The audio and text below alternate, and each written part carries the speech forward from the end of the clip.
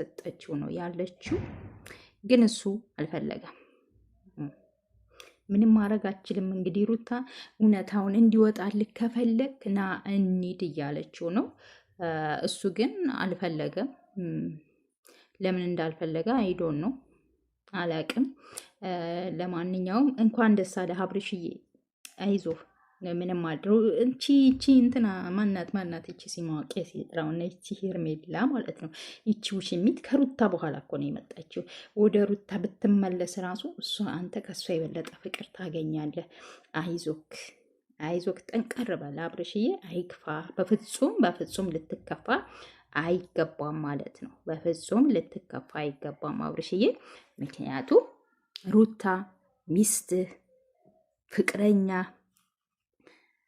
የልጅህ እናት ናትና በዚህ ልክ ሊከፋህ አይገባም። እንግዲህ ፋሚሊ ለዛሬ ይዤላችሁ የመጣሁት ቪዲዮ ይህንን ይመስል ነበር። በቀጣይ ቪዲዮ እስከምንገናኝ ደህና ሁኑልኝ።